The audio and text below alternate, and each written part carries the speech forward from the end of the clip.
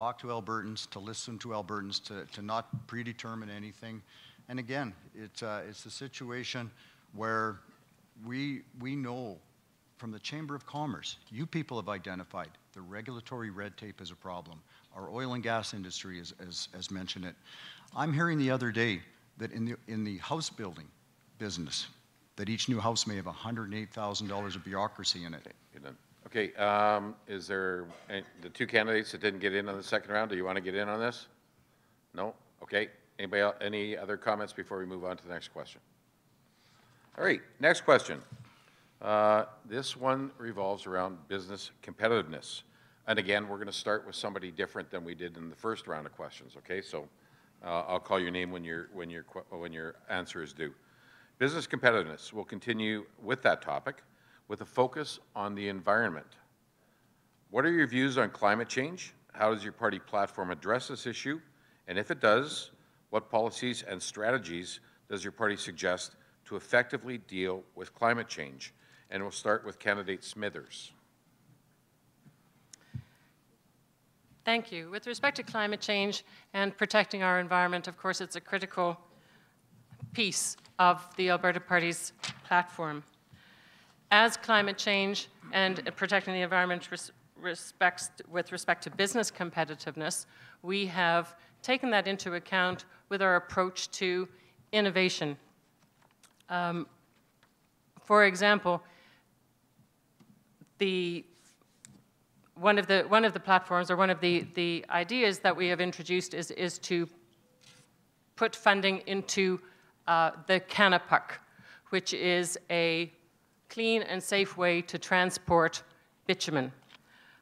We also have a dedication to Alberta's parks and conservation areas, green areas, which our environmental platform certainly addresses. Thank you. Candidate Anwar, you're next up. Good, thank you so much.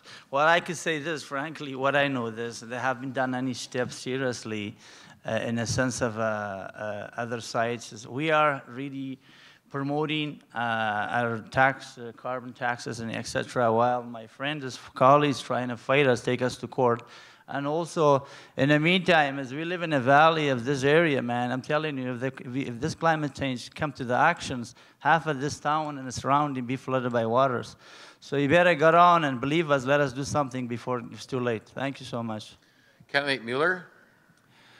The NDP is clearly on line with protecting the environment. There is a major push, especially in this area around Medicine Hat, which is one of the sunniest, if not the sunniest area in Canada, and also an area that has wind that is not destructive, that is manageable.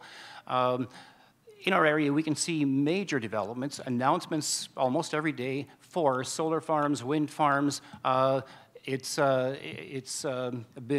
I've read that in the next 2 to 3 years, there will be $1.3 billion invested in alternative energy here in southern Alberta. This is energy central. This is where it's all going to happen, and it's going to happen because the NDP has favored this greatly.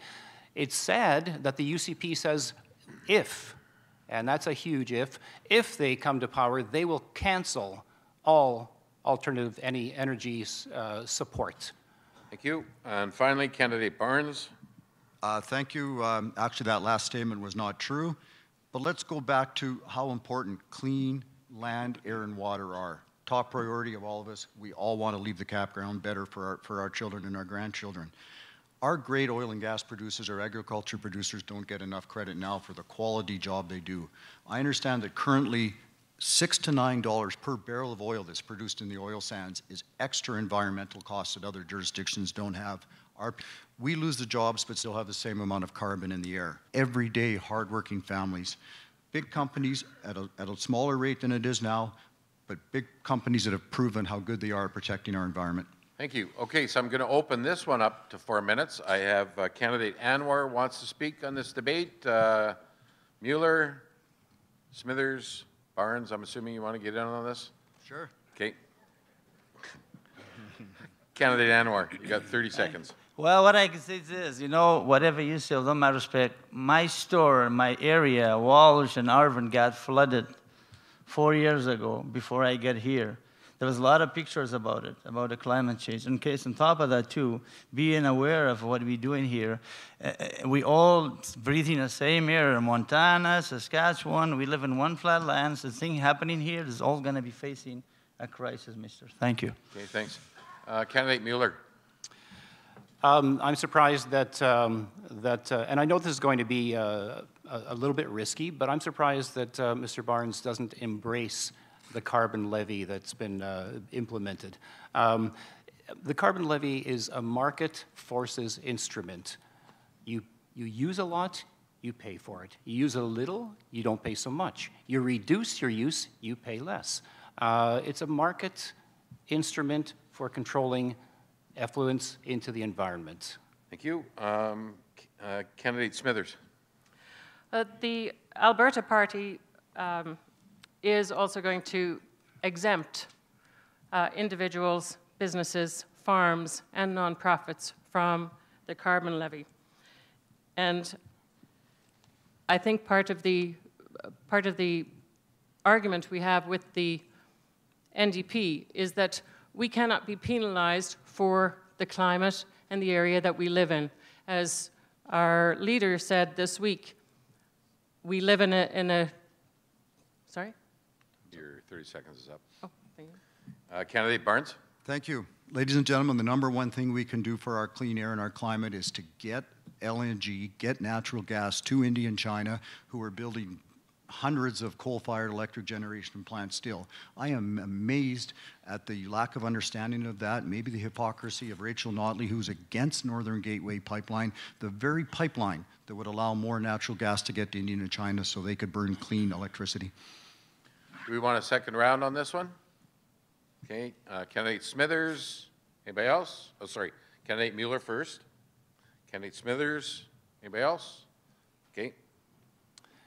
The Northern Gateway Pipeline referred to by Mr. Barnes was an absolute mess created by the Conservative government under Stephen Harper and others. There was no consultation, there was no sharing of information from the consultation. It failed because of lack of consultation, not because Rachel Notley doesn't want it. I think had Rachel Notley her choice, she would push for any pipeline anywhere, including the Northern, but that is not going to happen. Candidate, sorry, Candidate Smithers.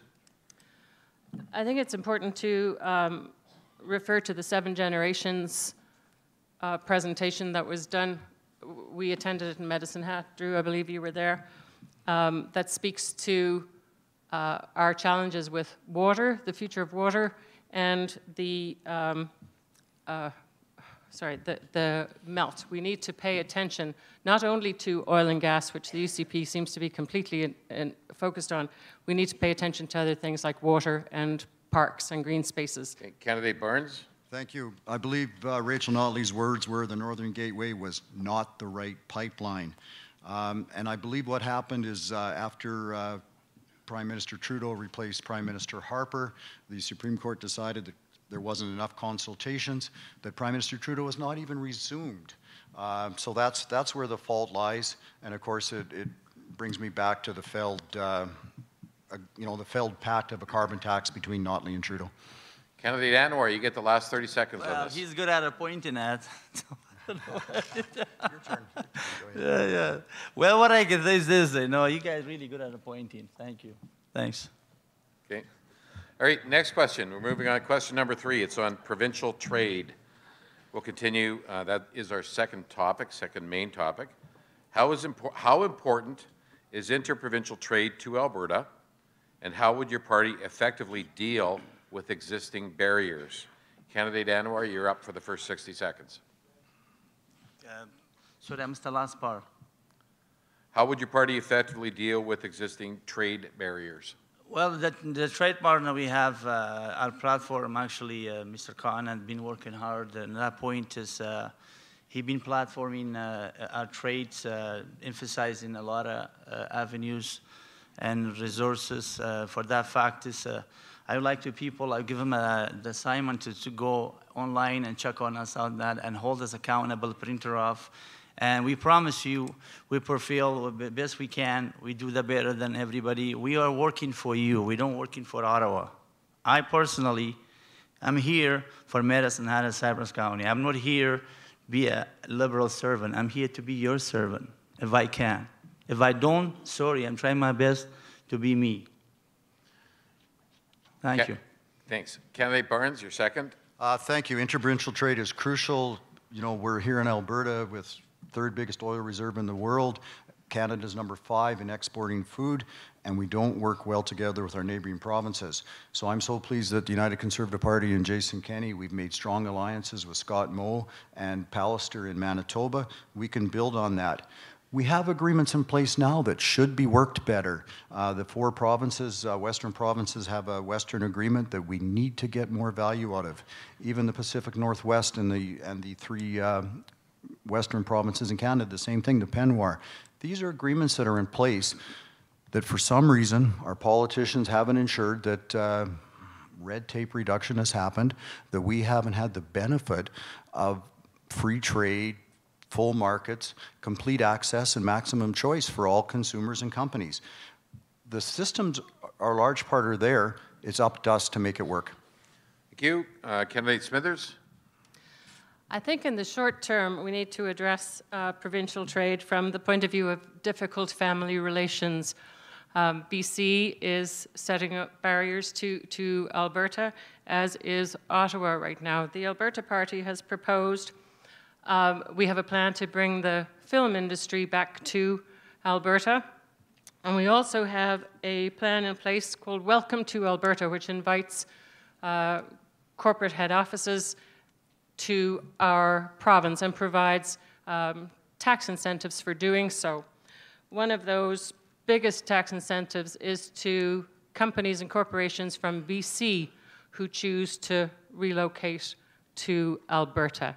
And I think that's a way to get the family's attention and start talking about cooperation between provinces again. Candidate Mueller. I agree with those who said that interprovincial trade is crucial. I think that further consultation should be followed through with. I think that there should be some judicial involvement as well when this agreement is broken, as it often is. I'll leave it at that. Okay, thank you. Okay, so our follow-up question to that first one is, what additional strategies do you believe would help overcome interprovincial regulatory issues and get Alberta's natural resources to market? And we'll start off with candidate Anwar again. Well, by actually, for me, is getting natural resources here by getting all the people involved, especially on the municipality levels, let them give them a chance to vote for his own needs and inquiry and modifications as a natural resource. And for provincials, with all my respect, it has been a backslash in this area, particularly, you know, for us as a Liberal, don't give us much chance or being retaliations against us. For us, we trying our hard, Dave and Con and I and the party, we trying hard, we trying to work together, municipalities and the resources and gas companies and etc. And that we could work together in that point, but in one hand is we cannot do it by ourselves without your help. So in that point, there's a time you step in with us. We're willing to give you a hand, and myself and everybody else to trying to do the best for all of us. Thank you.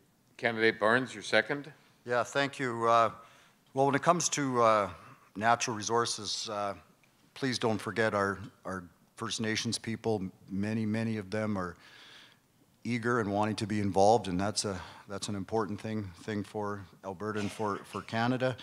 I would say again that it's crucial that the 4 Western provinces work closer together. It doesn't seem like it works when we, you know, take Justin Trudeau as our ally and expect things to happen out of Ottawa. I would like to see the 4 Western premiers, the 4 Western investment and job ministers get together and make things happen that way. And perhaps something we need to look at is an arrangement where the 4 western provinces work together in upgrading our oil or something like that. Something to ensure that we have the opportunity to capitalize on our competitive advantage, our good people, and our markets. Thank you. Candidate Smithers? I think it's urgent that we get our natural resources to international markets, and we have consistently run into barriers to that in the Trans Mountain Pipeline. That's a significant way to get our natural resources to market. However, while we're waiting for the Trans Mountain Pipeline, we need to look at other ways and means of doing that. One of the things that the Alberta Party has presented is the Canapuck for raw bitumen, which can be safely transported by rail. We have introduced a plan that brings more capacity for refining and petrochemical processing back to Alberta. It's not something that we can wait for pipelines to happen. We have also just this week introduced a new idea to run a rail to Alaska. If we can't get east and west, then we'll go north. Thank you. Candidate Mueller? I like the idea of having the heads of the 4 states get together and hash out the agreement in such a way that all participants understand exactly what's required and why it's working or isn't working. That I think would be essential. I think as other trade agreements do, those people who are those partners who are good at one thing would specialize in that one particular product, and the other partners would specialize in something else. You get best economies working through that kind of arrangement. For example, we have a refinery being built outside of Edmonton right now. That could be the refinery that accepts oil from Saskatchewan and from Alberta, and we'd get better value for our product. Okay, thanks, candidates. I'm going to open up this topic as well to debate. Does anybody want to get in on the debate? No? Okay, we'll move to the next topic. Healthy communities and education. Our next topic concerns healthy communities with a focus on education. Our question to the candidates is, do you believe Alberta students are being adequately prepared for today's workplace? Why or why not? We're going to start off with candidate Barnes. Thank you, Ken. Thanks for the question. Yeah, we're fortunate. We live in one of the best places in the whole world to live. And fortunately, our education system is great and fantastic. We have top quality teachers. We have a good system. It seems, however, we've slipped a little bit in the last while. And maybe it's just the rest of the world getting better. Maybe it's just the rest of the world getting more competitive.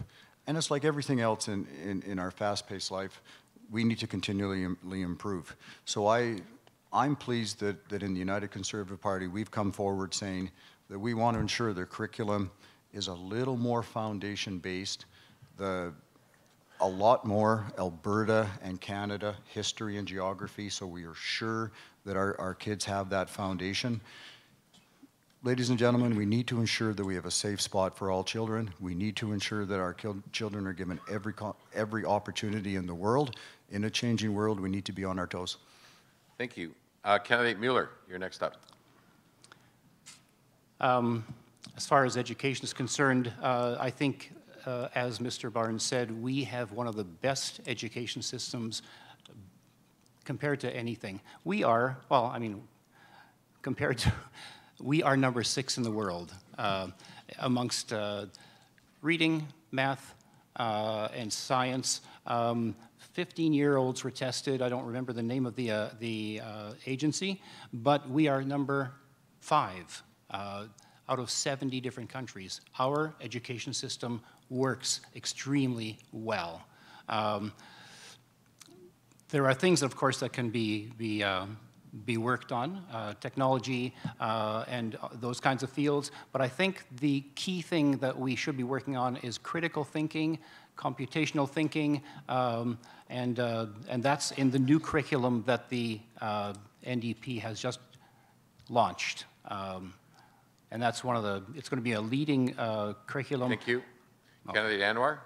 Yeah, thanks so much. We are in support of K-12 curriculum, and we are really support the transcripts, the whole 9 yards. And also, I want to thank you myself personally for all the teachers that are working hard. I got a 7-year-old sons, and he's got some issues with the school.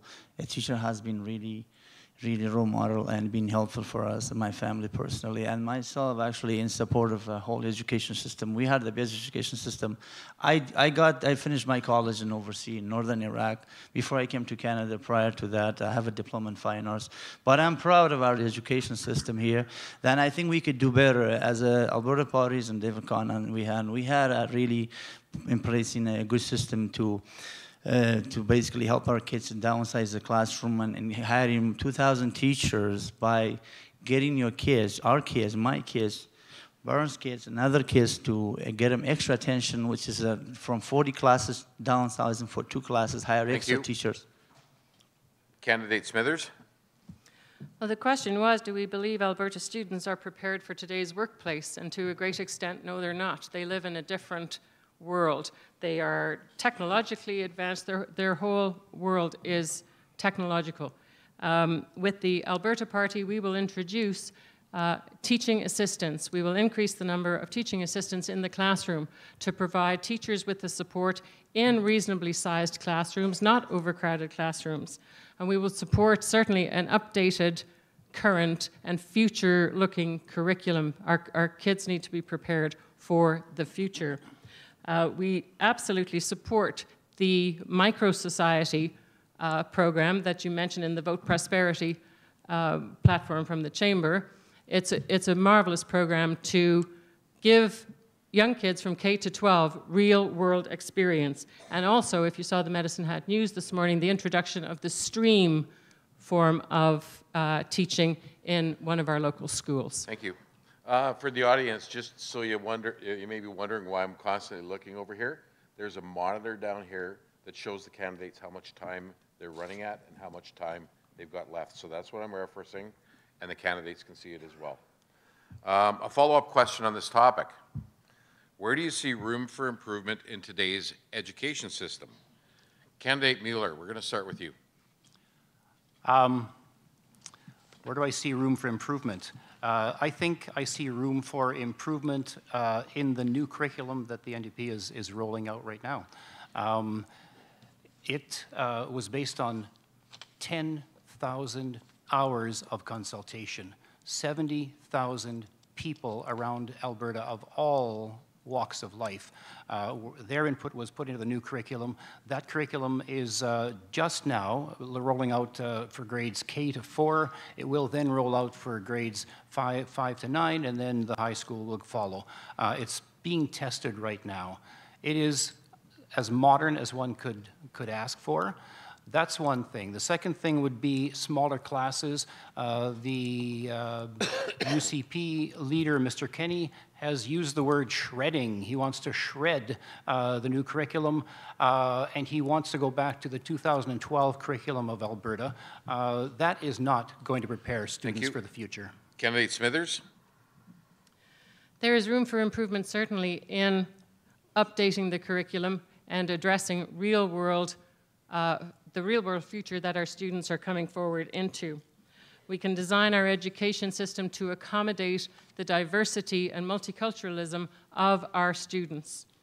And we can provide smaller classrooms where each individual can have attention based on the ways they learn. We need to pay attention to special needs students. We cannot go back to the overcrowded classrooms and not enough teachers and assistants to support our students. Candidate Barnes? Thank you, Ken. Room for improvement, rural schools. I've heard time and time again in Cypress Medicine Hat, the carbon tax on the busing, the extra transportation costs, make it really, really hard for those of us that don't live in the 2 big metros to have the full resources. That needs to be addressed. I'm so glad that our policy is doing that. Also, our plan is not to shred. Our plan is to review the curriculum and ensure that parents, experts, and educators have an opportunity to make sure that this curriculum is the best it can be going forward and has the opportunity for the basics. I'm concerned, Ken, that, as I mentioned in my opening remarks, now that we owe $60 billion and interest is $2 billion, eventually that cost of interest will push out all our important priorities, and potentially the most important priority, in addition to rural schooling, is class size, to ensure that the supports are there for extra educational assistance for the full teachers. Thank you. Candidate Anwar? You just scare us, didn't you? You like that? Anyway, well, let's give our kids a little bit of fun here. With all my respect, again, we are in support of Curriculum 12. And my solid perspective as a athletics guy, I spent 3 times my life in athletics and educations and etc. I believe, on top of all my colleagues said this side, I agree with them, except this side there. Beside that is kids need have something fun in the class. Also, the teacher can be overwhelmed, crowded with the full school of the kids, and kids they're lovely things. They like jumping, they like doing things. Not every kid will listen well, as probably some teachers here they understand what I'm trying to say. Is in the meantime, as these kids we have on the classroom, we gotta give them something to bounce back that all math and all education we're giving to them. I like to promote the healthy life for healthy kids for our new generations. Good, thank you. Thank you. Question number 5. This one is again on healthy communities, with a focus on health care this time. How would your party ensure quality health care is available for all Albertans? We're going to start off with candidate Smithers first.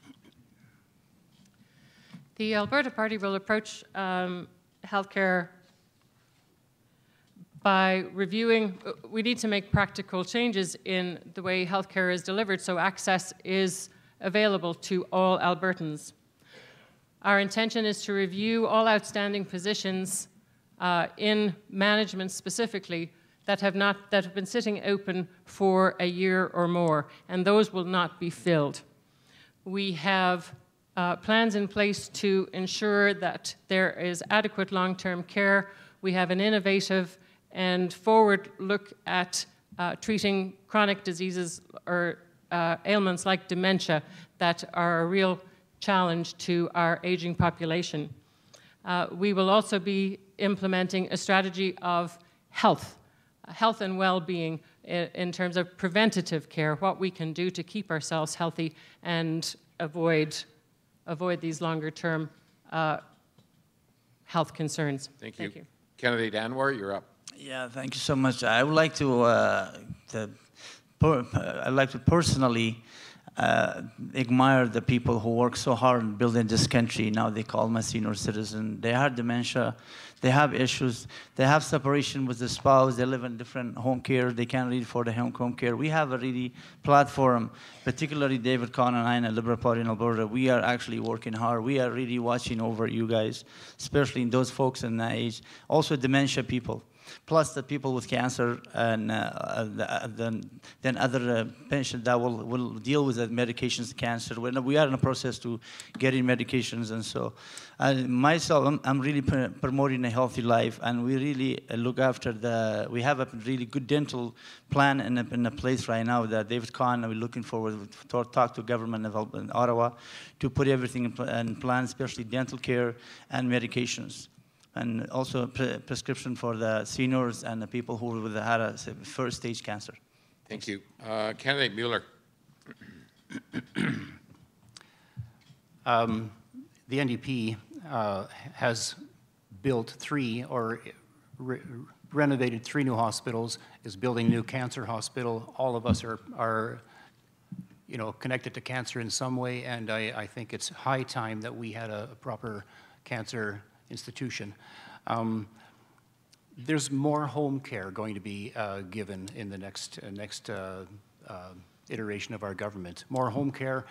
It's beyond a doubt that people, if they are able, are happier, are safer, do better under home care. We've got increased long-term care beds. However, the drastic cuts that are talked about by Mr. Kenney are going to cut into any goodness that we can possibly imagine. Nurses being fired, I talked to one doctor, and I don't think I have time to finish this. I would love to. Hold that story. Yeah. Candidate Barnes? Thank you, ladies and gentlemen. Once again, that is not true. We have come forward and said that we are going to protect frontline health workers, their jobs and their positions. We are going to invest more money, more of your hard-earned tax dollars to fight the opioid crisis, to fight the mental health problem. We're going to put those resources where they need to go. Thirdly, there's 3 other things we can do that would go a long way for improvements. First of all, electronic health records. Albertans still don't have access to full interfacing proper electronic health records. This needs to be done to improve the system from a standard of where we have better care and a comparative way. Secondly, we need access to more allied health professionals. You shouldn't have to go back through the GP every time. You should be able to go right to the physiotherapist or the home care person or wherever you need to see. And finally, we need some more regionalization. Isn't it amazing how the Medicine Hat, Palliser Health, we were always the one that came in or on under budget. The hospital report a short time ago, again, Medicine Hat was the only one. Thank you. Okay, so do we want to have a debate on this one? I'm betting we do. Okay, so we'll start off. 30 seconds, Candidate Smithers. Firstly, I would like to comment that the Canby Clinic really resents the implication that they do assembly line surgery that was suggested by Mr. Kenny recently. The UCP leader has proposed 2-tier healthcare. We tried that with Ralph Klein. It didn't work. Take, for example, the General Hospital was blown up in Calgary. It took 20 years to build another hospital. The Grace Hospital for Women was closed and reopened as a third-party hip and joint. It went bankrupt. Thanks for your comments. We'll move on to Candidate Anwar. Yeah, thank you so much. We do have a plan in place. David Conan and Alberta Liberal Parties, we are really watching over our folks, especially the senior citizens. We're trying to give them downsize the waiting times, clinics, visitations, prescriptions, needs, and requirement. We do have a good platform. I ask everybody politely if you go over at platforms and look over, read over, and hold us accountable too. And print it out, make sure when we come to a point, you could show me that what we have, or you say we keep our word and promises. We love that. Thank you.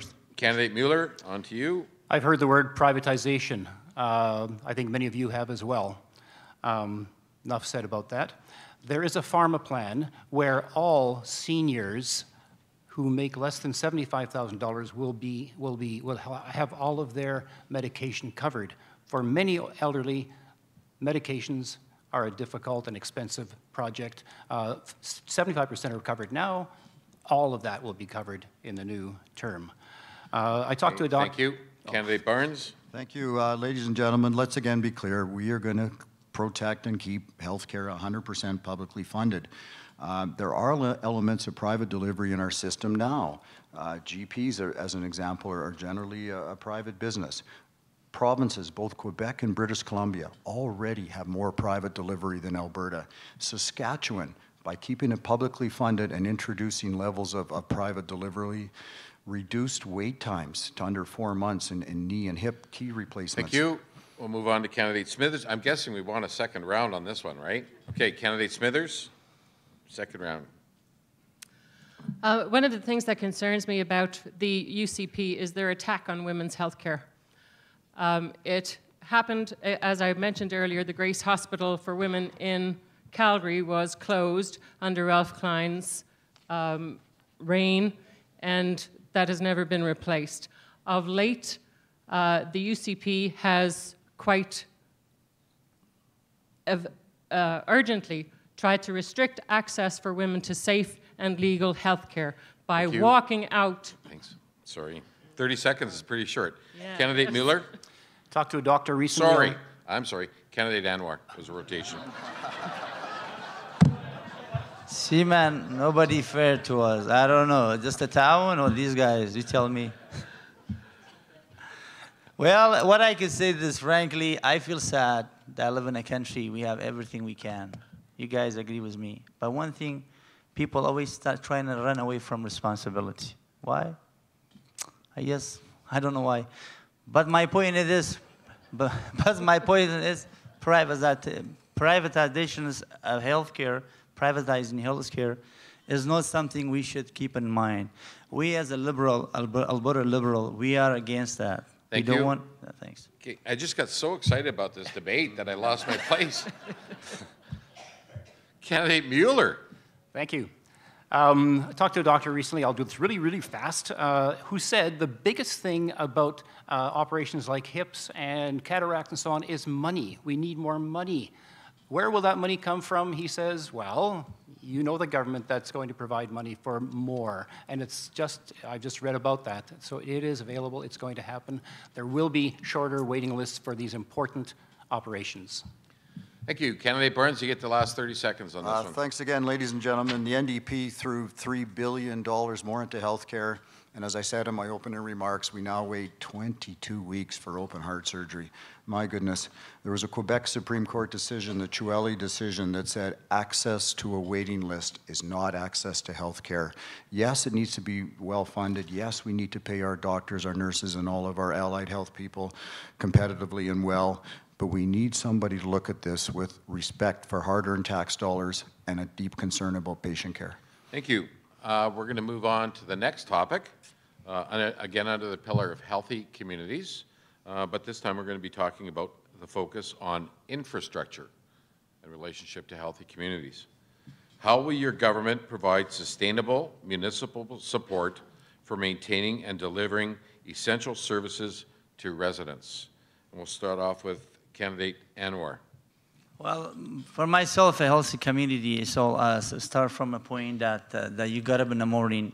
What do you want to do today? Like the point in sense of activation. I mean your activities. Like for myself, I would like to see in Medicine Hat that we have a place that people have a family times, quality time, and that we can go have a nice sauna, leisure walking center, running indoor. For the climate we live in, I like to have an indoor runway that people be able to exercise, run inside, and enjoy community. And I'd like to have a diversity for that we have a place that people could gather, go there, gather themselves as a family, see others, be able to enjoy each other, see that us being a place as a family, as a mom and dad and a family, and unification. And everything starts from the healthy mind. That's what we could do better for us in the community, subject to health community. And plus, I would like to see more housing. My time's run out, sorry. Thank you. Candidate Barnes. Thank you, ladies and gentlemen. To start with, we would continue all the infrastructure spending and the money in the budgets that are currently in the proposal, so no concern at all there. Secondly, we would open the Municipal Government Act, if necessary, for more innovation, more opportunities for our city council here and in other communities, for the local people that know best to have innovation abilities to do things. Thirdly, we go back to the ASLI grants. Incredibly, under the old government, the PC government, they used to partner with businesses to build long-term beds, supportive living beds, and the cost was just under $80,000 of our hard-earned taxpayer money. The NDP, based on ideology and whatever else I don't know, decided to go to more private, or more public funding, and the last information we have shows that the cost of those beds has gone from $80,000 of our tax dollars to over $650,000 per bed. It's an absolutely incredible lack of respect for tax dollars and bureaucracy. I understand there's $108,000 of bureaucracy in every new house. We have to get that down to make it affordable. Thank you. Now, moving on to Candidate Smithers. With respect to providing essential services to residents, the Alberta Party has looked at significant infrastructure projects that need to be paid attention to. Our leader, Stephen Mandel, is the former mayor of Edmonton. He has a extremely good relationship with municipalities, understanding the challenges that they face. He received a warm reception just this past week at AUMA when he presented there. Some of the infrastructure projects that are on the radar for the Alberta Party are extending the Highway 2 to accommodate autonomous vehicles, and also to update and upgrade the provincial irrigation systems, which are badly in need of it. Candidate Mueller. Infrastructure. That makes me think of things like parks, and paths, and Medicine Hat is one of the most beautiful cities for having those provided for us by various government grants, which I think is essential for people's happiness and comfort and health.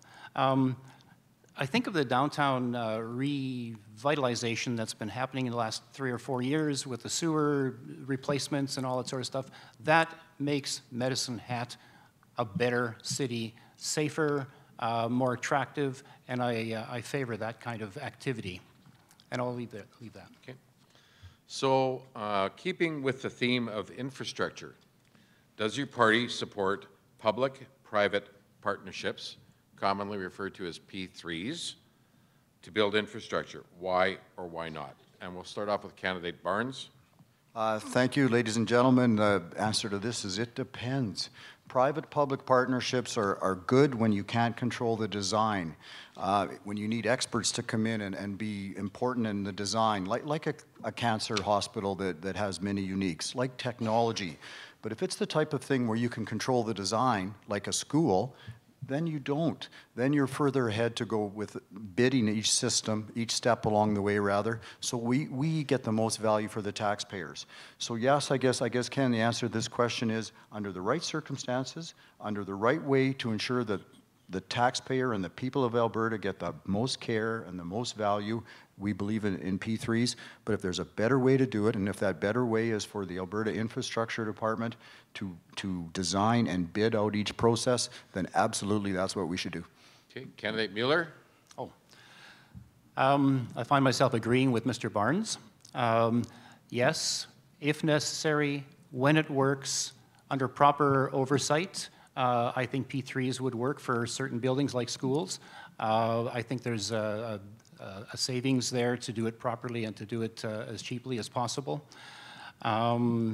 I'm still puzzled by numbers that I heard. Again, there's musical numbers going on.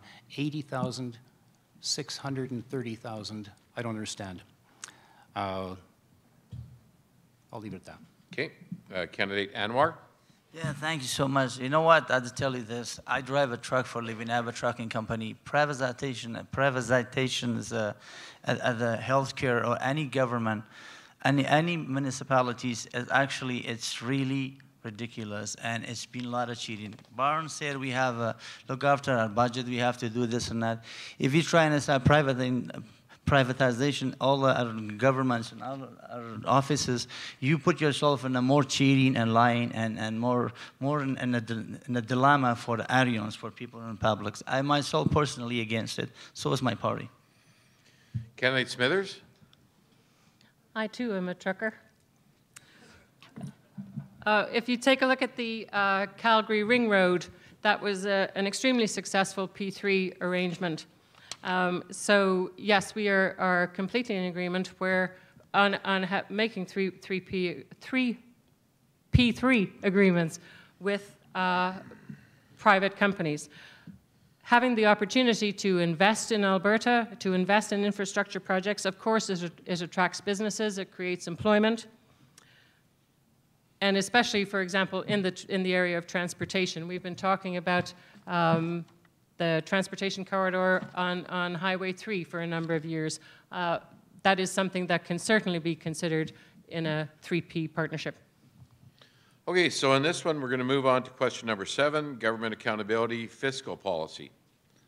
What are your provincial budget priorities, and what fiscal policies would your party seek to implement in the budget and through service delivery? We're going to start off with candidate Mueller. I, along with everybody else, am unhappy about the large debt and the growing deficit that's happening right now. One must note that was nothing to do or wasn't necessarily caused by this particular government. There were things that happened internationally. The price fell out through the floor, and so we have this growing deficit. Fiscal policies, you want to try to live within your means, but if it means that you need to employ nurses and teachers and civil servants and others, it could be, for the short term, beneficial to go into a deficit. Candidate Smithers? With respect to budget and the service delivery, the Alberta Party will not incur austerity measures. We believe it's important to bring everybody along the road of prosperity for Alberta.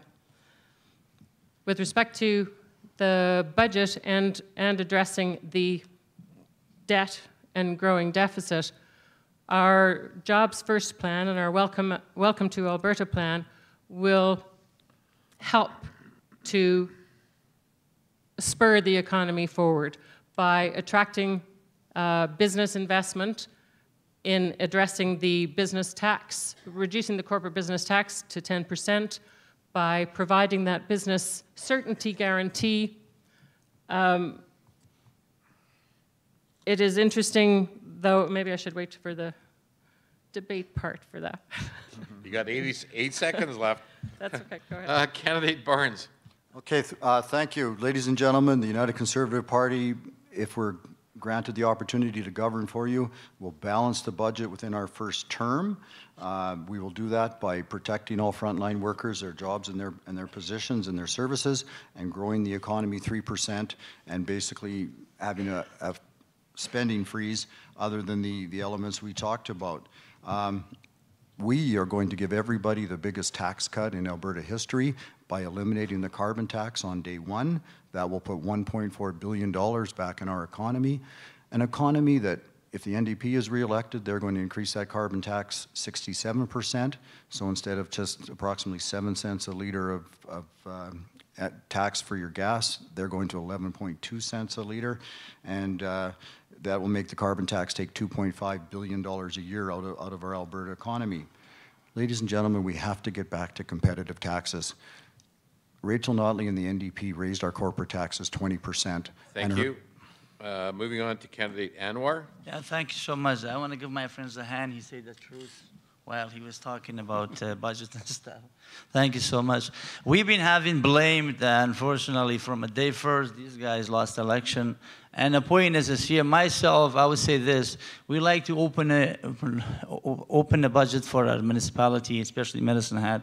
Myself, to work with the colleges to upgrade our courses to bring international students by investing education as well. The whole world upon us, they want to be here, learn our education, explore our Canadian values to overseas.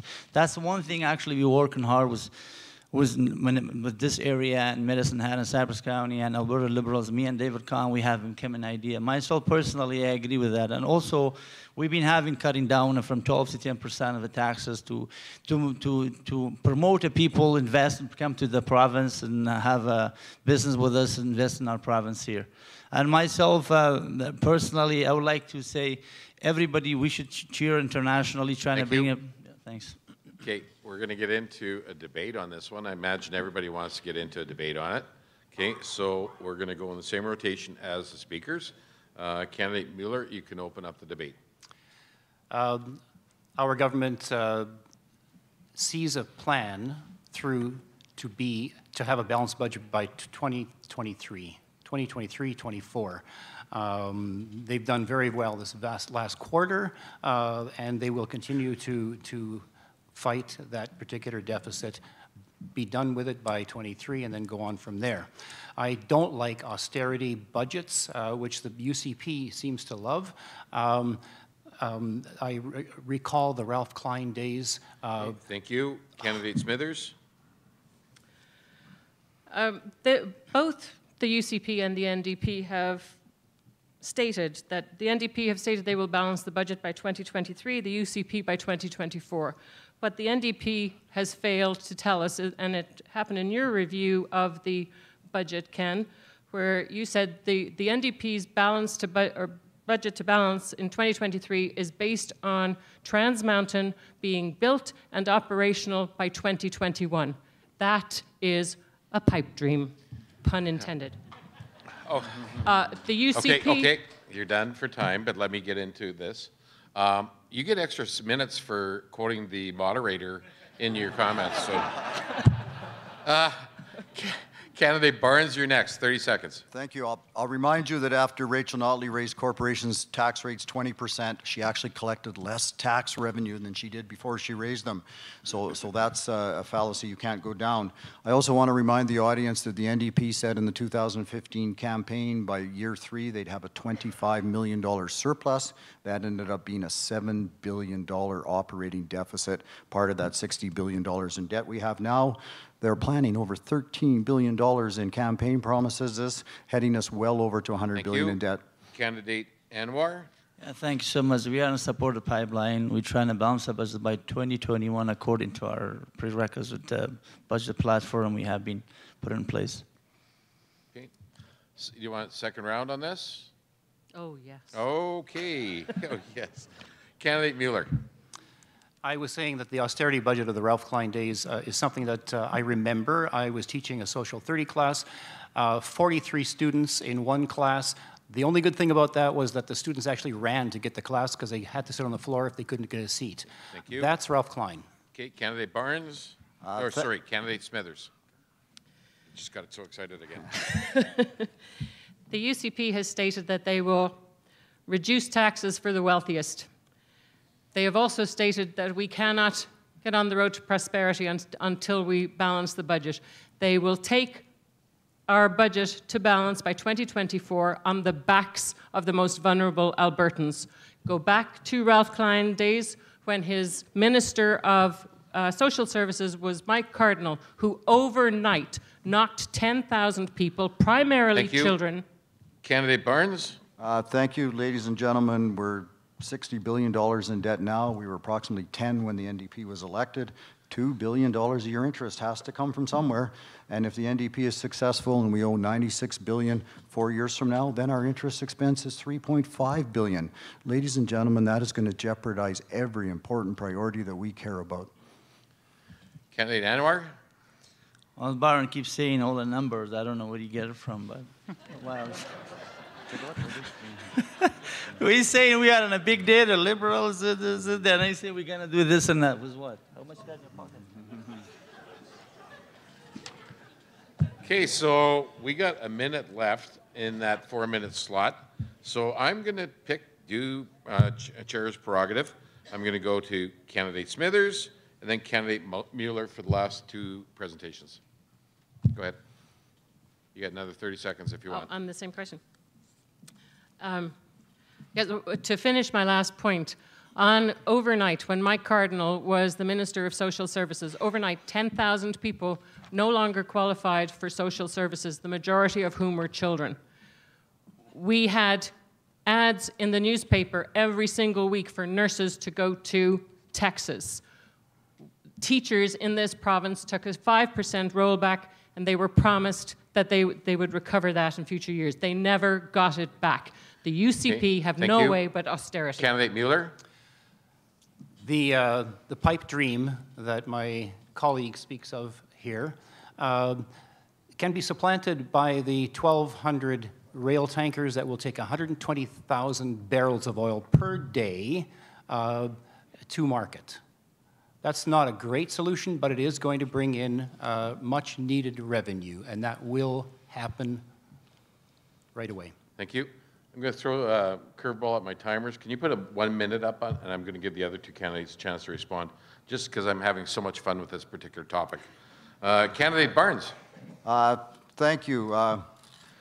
Yeah, I mean, absolutely, it's important to make sure that vulnerable Albertans are taken care of.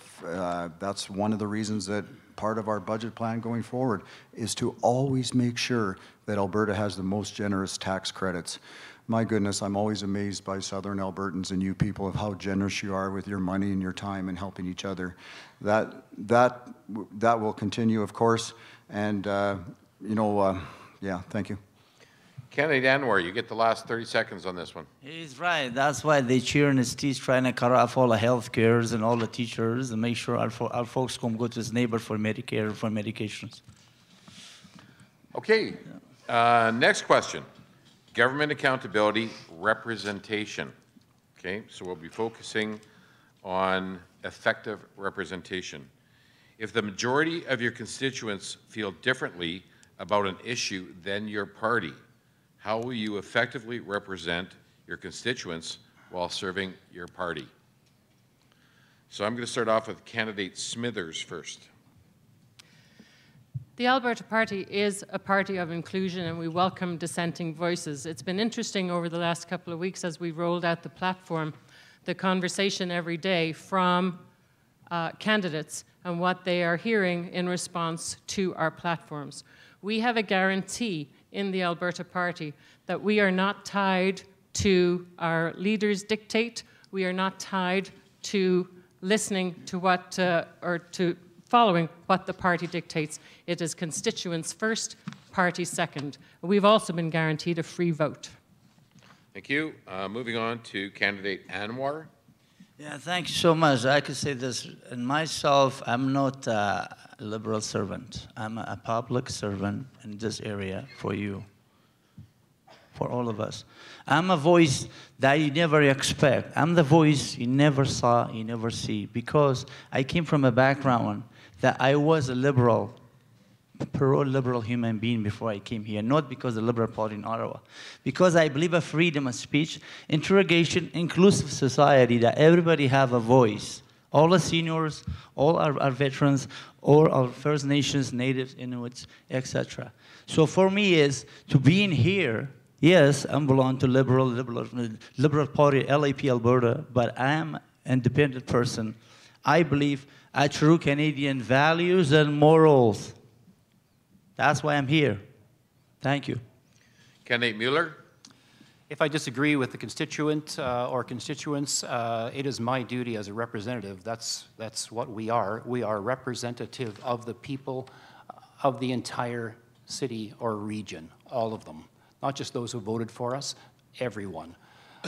So that's without a doubt. I would take the message back to caucus, argue it, do whatever I could to further it, and that is simply my duty. The second duty that I have as a representative would be to be a voice from Edmonton for people who need information at home. So which agency would you possibly have to go to for this or that? Who do you see? How do you get there? So a representative is a conduit going both ways, but primarily a representative of the people of your constituency. Okay, thank you. Finally, candidate Barnes. Ladies and gentlemen, I'm very grateful to represent Cypress Medicine Hat since 2012, and I have voted against my party. I have voted against my leader. I believe in free votes. I believe in putting constituent beliefs and needs above the party. I am very, very pleased about two things in our platform. First of all, free votes are entitled. They're there. Free votes unless they're confidence votes, which I guess would be a budget vote, or unless they're part of the party platform, which may reflect across Alberta, and then it would be my obligation to come back to you and hold a town hall and explain exactly what happened. I'm especially pleased that my party has put recall as one of our top priorities in our platform, meaning if you're not happy with the job I do, if you're not happy with that, you will have the opportunity to recall me and force a by-election. Thank you. Thank you. Staying on the same topic of government accountability, we're going to switch a little bit to engagement. As a candidate, you are elected to represent your constituents. How will you commit to engaging citizens within your riding in order to represent varying viewpoints, and how would you address opposing perspectives? We're going to start off with candidate Anwar first.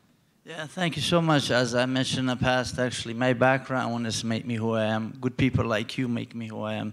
To cheerlead, to sign me on as a refugee, as a good citizen, bring me to this country. For that obligation, I am obligated to give it back, to listen to you, to do whatever it takes necessary to help us, all of us. These guys also, even though they belong to us, we belong to each other.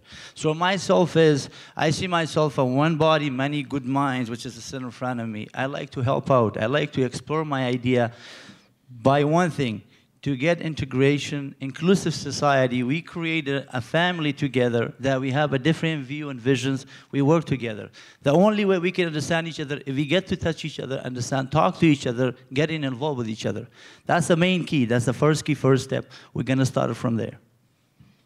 Candidate Barnes. Thank you. In my 7 years, I have tried very hard, and I've had excellent office staff with my ladies in the office to have consistent hours, to always be available, to hear what constituents' ideas are, what their concerns are, what their needs are. And that includes having offices in Foremost, Bow Island, the Red Cliff Library, and Medicine Hat. We've had great opportunity to do that. That would have to continue. There are some things, though, that need to go to Albertans. And one of the key things we have in our platform is the Alberta Taxpayer Protection Act. Before any provincial sales tax can come in, before any carbon tax can be re-put in, it will have to be agreed to by the majority of Albertans. We believe in consulting with Albertans. We believe in the direction that we want to go together. Candidate Smithers? We have an Alberta Party Code of Conduct for candidates and MLAs that obliges each individual to host regular town halls and information sessions with our constituents. I am by nature and by business a natural connector and networker. I do that anyway. I do bring people together I like to call it my superpower, to connect people and then get out of the way and let them have that connection and interaction. Okay. Candidate Mueller? This is the very first time that I've ever been involved in campaigning or in politics in any direct way. Campaigning has been hard and fun at the same time. As a candidate, if I'm successful and I become your MLA, consulting and meeting with you is going to be hard as well. I will be available. There's an office, a regional office. I'll be there when I'm not in Edmonton. And even when I'm in Edmonton, I will be reachable for anything that is required or that is important. I like the idea of town halls or simply having meetings in places where you find people to discuss the things that are bothering people. There's a danger for people in Ottawa or in other capital cities like Edmonton to find themselves insulated, isolated, and so it's very, very important to try to get out there and make sure that you hear all the people and not just your friends. Okay, so this next question I really like. No pressure. This is government accountability, finding solutions. As a chamber, we are a solution-driven organization through the various recommendations we propose. We may not always align with government policies, but we always seek out viable solutions regardless of whether we have opposing viewpoints. In the spirit of collaboration, tell us which policy or recommendation from an opposing party's platform you would consider implementing and why. It's like my mom used to say, if you can't say nothing nice. Okay. Ken, you asked us not to swear. Okay, no, we'll move on. Okay, candidate Barnes, you're first up. Okay, well, I'll take all the parties. I think we're unison, we're unanimous in the fact that we want to protect our frontline services. We want to protect our good frontline workers. The Alberta Advantage used to be the province with the most opportunity, the province with the most competitive taxes, and the best public services. So I join with my three colleagues here on the stage that are recognizing that we have some of the best public servants in Canada, in the world here, and it's important to protect that. Candidate Mueller? Collaboration. Many people are complaining very purposefully and properly about the tone of the discussions happening in this particular election, even here in Medicine Hat. Signs have been torn up and boos have been heard and so on. So I'm wondering whether there could be something done where we, opposite sides, get together on a regular basis and talk about why we believe this and why we believe that, instead of simply taking sides, getting behind our defenses and taking pot shots at each other. It's something that is normal, I guess, but I think we would love to be able to move towards an area or a situation where people talk openly and disagree on a regular basis and walk away friends. That's what I'd like to see. Okay, candidate Anwar. Barn, cover your ear. Cover your ear, Barn. So, Yeah. I live in Walsh. This guy went grab a big sign, 4x8, put it right in front of my stores. I want to cheer to people who flew from here to overseas for the sake of freedom and a speech, to build a Canada that today we are celebrating our freedoms, our speech first. Second of all, we, as a Cypress County Medicine Hat, I believe we are surrounded by really high, smart, educated people. But my only hint for you as a good citizen, a good Canadian, never mind the liberals, please, let's work together. Let's put away segregation, hate, racism. Please, let's be a nation that we has been in the past, that people love us. I travel across the world. I speak 7 languages. I went a lot of countries, people actually will grab my passport and kiss it. Because what? Because the people who were ahead of us, they built a country that we be proud. Let's keep our hopes, work together like brothers and sisters. Thank you. Let's cross that exam point. Thank you. Candidate Smithers? I believe we can cooperate and collaborate with the New Democrat Party, especially in the area of children first. The focus on our children, the focus on their education, the focus on creating opportunities and preparing them for the real world. I think we come at it with a common goal of creating the best future for our children. It's how we get there that perhaps we differ on, and that would be a tremendous policy to collaborate on. Okay, thank you. All right, so now we're going to move to some questions that either came from the website or from the floor. This is a question that came through the website. We encourage the public to submit questions through our website prior to the forums. So here's the first question. If you form government, what do minimum wage increases look like over the next 1, 2, 3, and 4 years? Everybody hear that question? Okay, and we're going to start off with candidate Mueller. Well, as I look in my crystal ball, we're at $15 now. I really do sympathize with all those people that I've talked to who are not very happy with the $15 minimum wage. And I'd like to talk about that more openly with a whole lot of people. I'm quite happy with the $15 minimum wage as is. I don't see it going anywhere else other than $15 for the remaining 4 years. Okay, thank you. Candidate Smithers. I don't anticipate an adjustment to minimum wage over the next 4 years of government. The Alberta Party has said we will not adjust minimum wage as it stands right now from $15.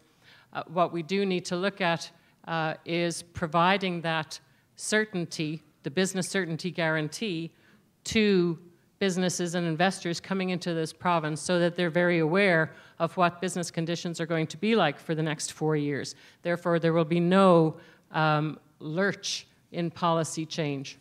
Okay. Candidate Barnes. Thank you. I can't say obviously because that would be a government decision, a cabinet or a caucus decision, so that would be on consultation. But I do want to leave you in the audience with a couple thoughts. First of all, Switzerland. Switzerland has the highest average wage for workers in the whole world with no minimum wage. Their economy is that strong. Rachel Notley's heir was at a time that things were a bit challenging with the oil industry as she piled on the layers of burden, extra regulations, extra costs, extra. There's hardly a small business person out there that doesn't come to me and talk about having to put their RSPs back into their business or lay off some of their workers. I think the last information I got from the restaurant industry was instead of 13 workers, the average restaurant has now like 11.7 or something. And a lot of that, of course, is in our youth. A lot of that is to the very, very people that we need to gain job experience, that we need to be part of developing our economy. Thank you. Candidate Anwar? Yeah, thank you so much. Mr. Barney, you mentioned Switzerland. I don't get your point. My family live in Switzerland.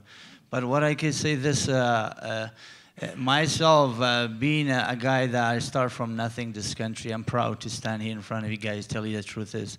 I'm more proud Canadian that I have a warm heart for everybody, work hard, and we all work hard here. I think the minimum wage people are there, the people that are good Canadian, hardworking Canadian, they do the hardest graveyard shifts and all the stuff. I personally can't debate step up for the government plots and pick up these, but I can say this, they deserve a certain tax refund such as GSTs and income tax returns, if we keep them the wages the way they are. Thank you. Okay, thank you. We're going to move to a question from the floor. What is your party's stance on introducing a PST? If your party supports PST, what percentage would be proposed? And we're going to start with candidate Anwar first.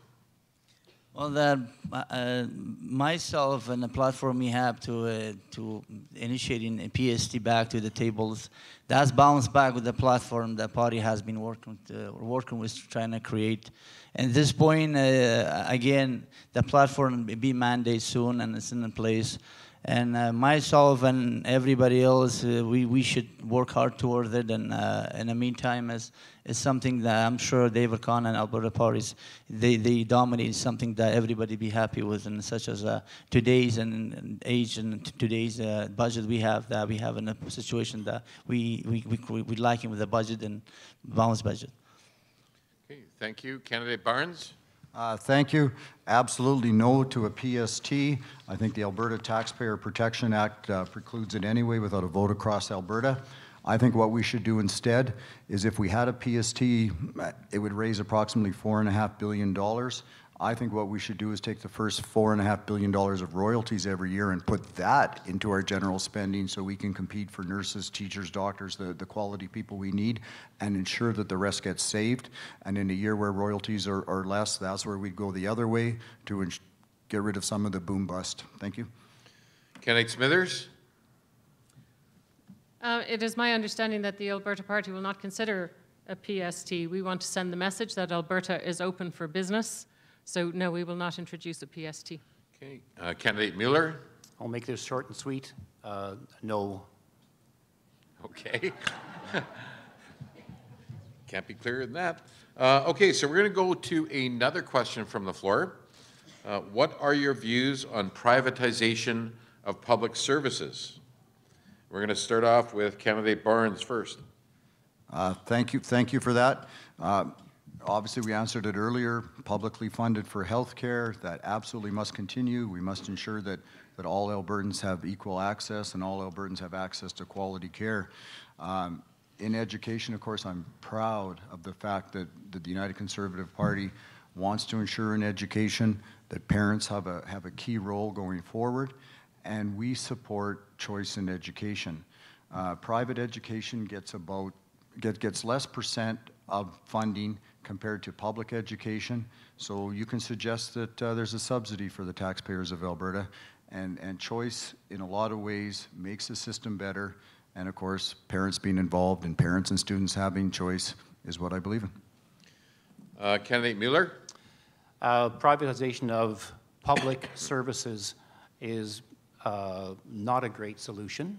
I think public services should be run by a public agency where there's no self-interest, no profit motive, and a good service at cost. Candidate Anwar? Well, I say no, please. We could do it with the government that they could hold accountable, as Barnes said, bureaucratic, taking a lot of money. We don't want that. We don't want to give our hand to any mouth that bite and bite and bite. We already had enough of this. And we are smart enough, educated enough to run under the government. I think that's the proper way to hold them accountable. That way nobody cheats and lies and making paperwork. Thank you. Okay, thank you. And candidate Smithers? With respect to privatization of public services, it depends what the service is. If you look at things like infrastructure, it certainly makes sense to enter P3 agreements. However, when you look at things like education or healthcare, privatization doesn't make sense in that it instantly creates a two-tier system.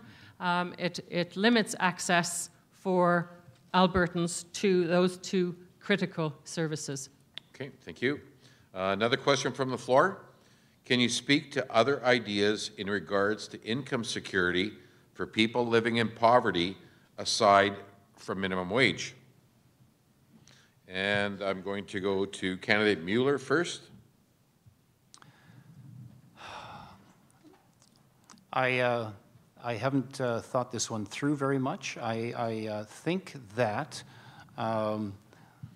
clearly there has to be some form of a living kind of wage for people who have no resources of their own.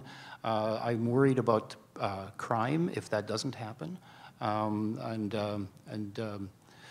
So there's got to be some level of income security for everyone. Okay, candidate Smithers. Income security for the poor is a passion of mine. As I mentioned earlier, I was homeless when I was 50 years old, and I have participated in the Alberta social services system. The system as it stands now, it hasn't changed much. I was 50 years old 8 years ago. Hasn't changed much in that time. We bring people, in order to participate in the Alberta income security benefit, for example, we bring people to scarcity. We drive them into having nothing.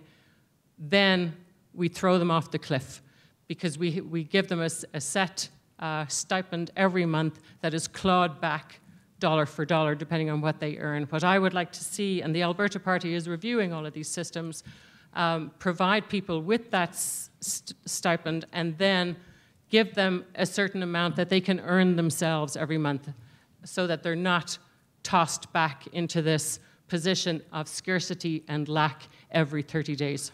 Candidate Barnes. Thank you. I'm pleased to say that in the past I voted in favor of increases to AISH. I'm pleased to say that I voted in favor of AISH recipients being allowed to receive an estate from their family for improvement of their lives. Those things were good decisions. And I want to change gears a bit, and let's talk about the cost of living. Let's bring the cost of living down for all Albertans. Eliminating the carbon tax will go hugely in that way. Government's job is also there to ensure that services and business environment is competitive. Government needs to ensure businesses compete so we have maximum choice and the best cost available. Candidate Anwar. Well, you started off really good. I almost give you a handshake, but in the end I said no. But what I can say this, frankly, sorry to disappoint you. Sorry, Barb. So what I say this, for those people, actually, we got to give them a proper initiative training program to start getting in that job.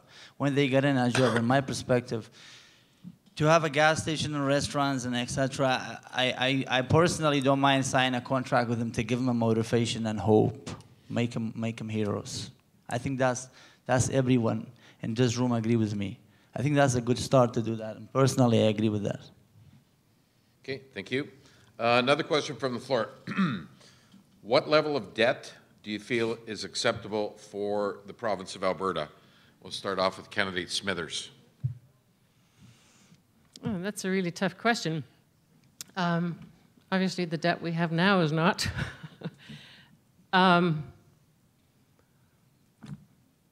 That's a tough question. We certainly need to address it, and the Alberta Party is doing that by way of building investment and bringing businesses back to Alberta. Part of the carbon levy revenue that will be coming from high emitters will be going to pay down the debt.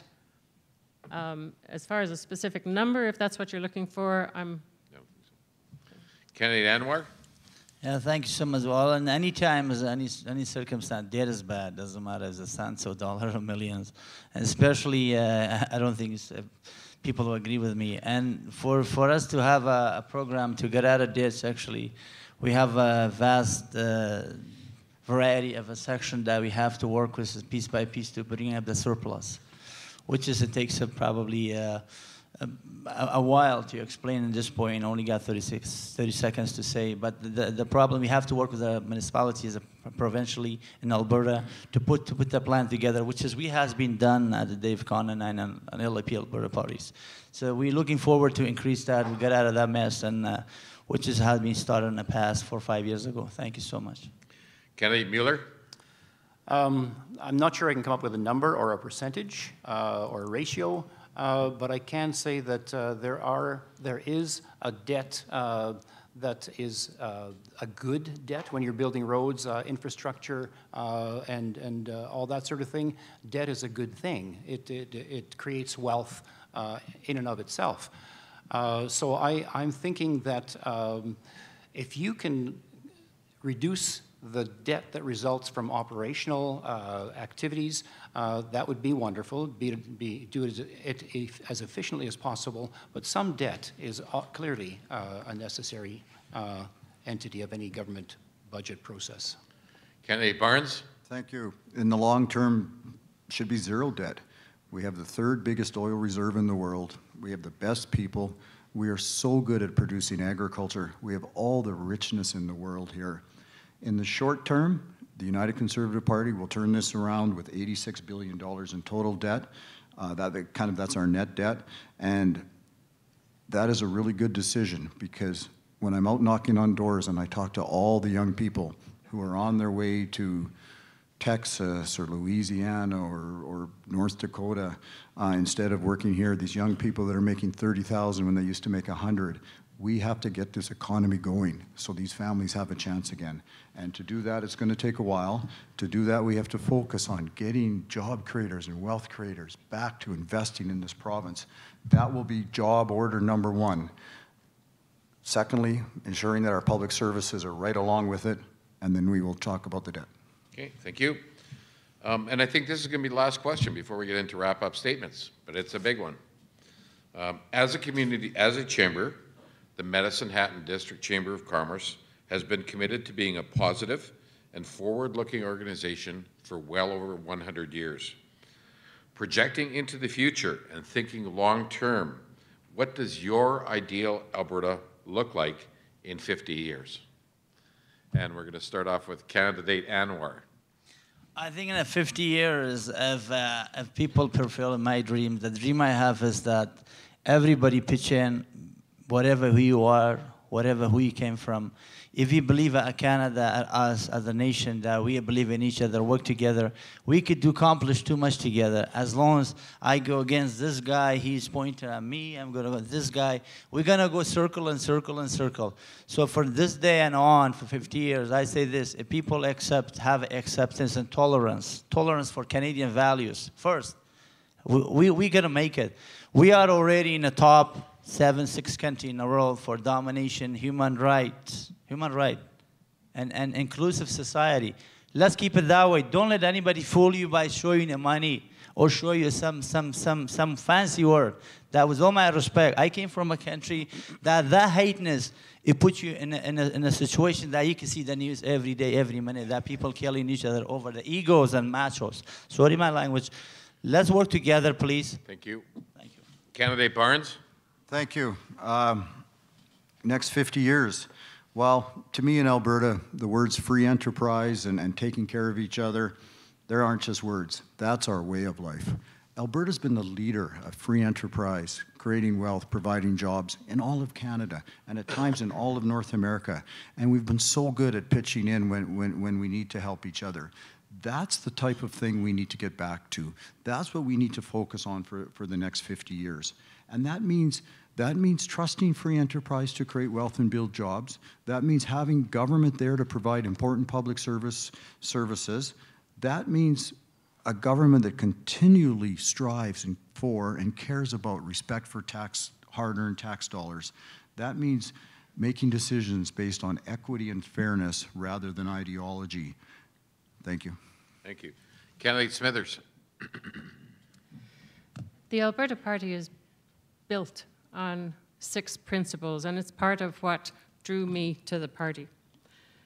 Those principles are prosperity, social responsibility, fiscal responsibility, democracy, quality of life, and diversity. That's what I see in the near term and the long term for Alberta, that everybody participates in a leading province, in an innovative province, in a culture of inclusion where we welcome, celebrate, and build on the diversity and the contributions of all Albertans. And candidate Mueller. One of the main concerns that I'm thinking of when I think 50 years down the road is the environmental concern. And I'm going to say that in 50 years, we will have solved this problem. We will have reduced our emissions and our carbon load to a dramatically smaller amount. There'll be lots of electrical cars if we have cars at all, and carbon will be greatly reduced. The other thing that I think about this is I'm hoping that we learn how to become inclusive of each other so that our differences don't stand in the way, that we are able to work together, accept all different types of people, all different people from all over the world, and live together in harmony so that we get away from this them versus us kind of mentality which is in existence right now. I like the idea of gender equality as well. Thank you. Okay, so that concludes the question and debate portion of the evening. With the help of the candidates up here and your help as an audience, we managed to get through 15 questions tonight. So I think the candidates and yourself deserve a big round of applause for that one.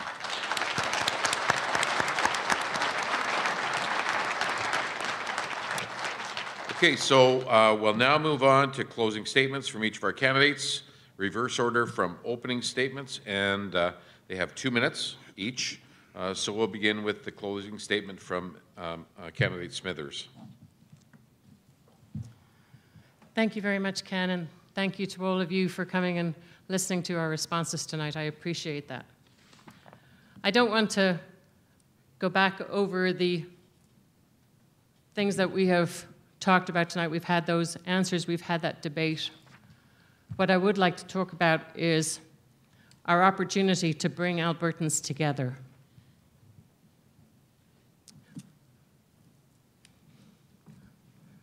We're in a really divisive time, and I'm worried. Take a breath. I'm worried for some of our citizens. I'm worried for our LGBTQ, especially. I'm worried for our kids going to school, that they'll be safe. It's a critical concern. You know, I have, my CFO is a 22-year-old young man. He's a 4-time entrepreneur. He's a full-time business student. He's a remarkable young man.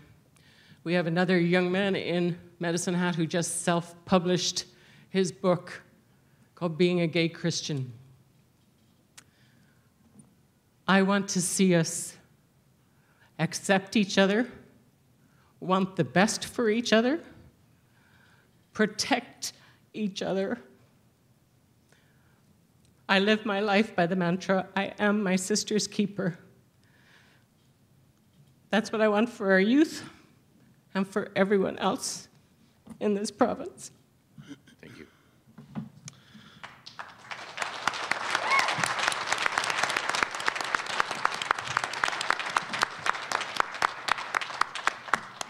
Candidate Mueller, you're next up. Thank you very much for that moving speech. I was going to say similar things, but not nearly as profound as you were capable of doing. One reason why I was drawn to take this, to try this position, to try out for this position of MLA and your candidate was the work of Rachel Notley, who encompasses many of the values that I cherish She is a leader. She is a pragmatist. She is not an ideologue. She is intelligent. She works hard. She works well with people. She is never tired of reviewing, redoing, rethinking, and working towards the best possible solution. She is the reason why I'm here, and I'm very happy to be able to represent her to you tonight, and I think I'll leave it at that. Okay, thank you.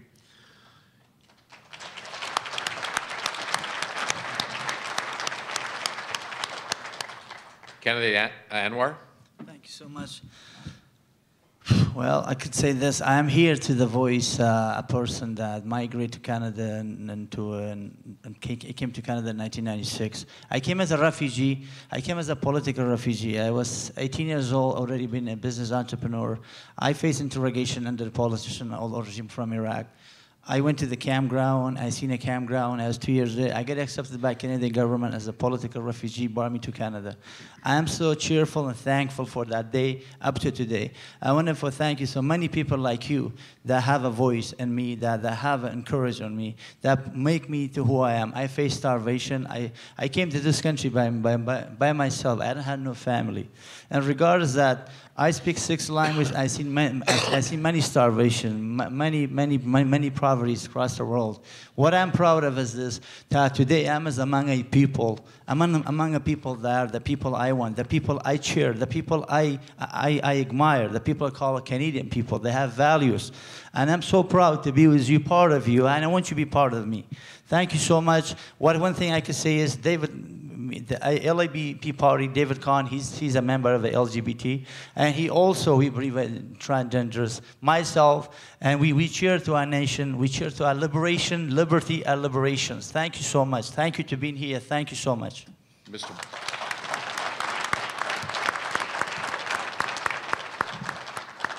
Mr. Barnes, your closing comments? Yep. Thank you, Ken. Thanks to the Chamber of Commerce. Thanks to fellow candidates, and thanks to each and every one of you for being here tonight and caring about Alberta.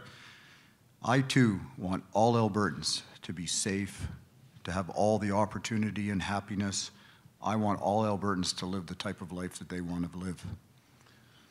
Today, an economist at the University of Calgary came out and said, not only is Alberta's economy slowing, it's declining. Our economy is declining. Ladies and gentlemen, I need to be clear. The United Conservative Party is the party, the only party that will fight for pipelines, fight for wealth creators, fight for job creators, and fight for families. We are clearly the party that knows to take care of everybody, to have us the best environment in the world, to have the best safety regulations. You need a strong economy. Our plan to fight for pipelines includes collaborating with other premiers that want them, fighting Justin Trudeau hard on Bill C-69 and C-48, and the hypocrisy of a tanker ban off the West Coast when there's not one off the East Coast, and we know that raw sewage gets dumped into our oceans, and more cruise liners come into Victoria than anywhere else on the West Coast. We know that at the end of the day, it's our great Albertans, whether it's agriculture, oil and gas, or the diversified economies, that a competitive tax jurisdiction will bring, one that has a third less bureaucracy than we currently have now. Ladies and gentlemen, let's bring the Alberta Advantage back. The Alberta Advantage of being the best place to live, with the most opportunity, with the most competitive taxes, and the best public services. Thank you.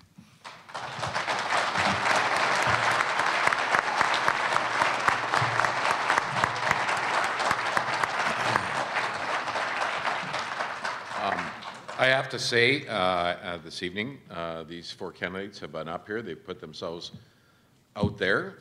They have certainly shown their passion for their beliefs, but more importantly, they've shown respect for each other.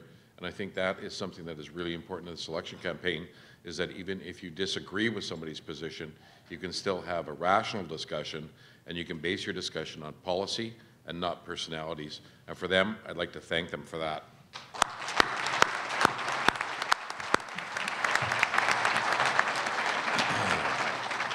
And with that, ladies and gentlemen, we'll conclude our event tonight. But before you move for your chairs, I'd like to invite or bring back up Sarah McKenzie, President of the Chamber of Commerce, to say a few words.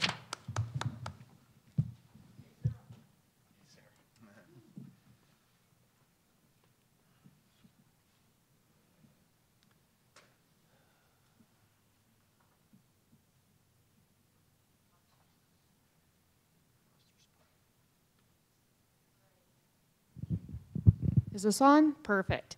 All right, thank you, Ken. And right now, I just really like to thank all of you guys for putting your names forward for tonight was amazing. I think everybody was polite, concise. The audience, you were all amazing too. I think that's important because that allows us to have these important conversations. So thank you all. And thank you, Ken. A round of applause for Ken, our moderator, please.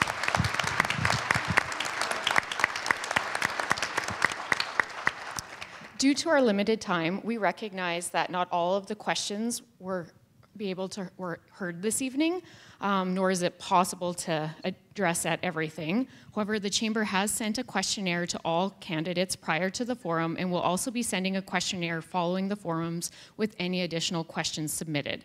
If we didn't get to your question or the forum questions tonight at the forum, or if something was spurred additional questions, please feel free to submit them on our website. Pertinent questions that are addressed to all candidates will be forwarded to the candidates and their replies will be posted on our Vote Prosperity page on the Medicine Hat Chamber website. If you're interested in spending more time with Ken, I'd just like to mention that on Thursday, we'll be hosting a lunch and learn on Alberta's future and what you need to know. Ken will be our guest speaker at the Medicine Hat Golf and Country Club. If this is something you'd like to attend, also just visit our website. Ladies and gentlemen, on behalf of the Chamber of Commerce, I would like to thank you for attending the forum for the Cypress Medicine Hat riding of the 2019 provincial election. We acknowledge that it takes a significant amount of time and effort for the candidates, so I'd like you to join me once again in thanking all of our candidates for participating.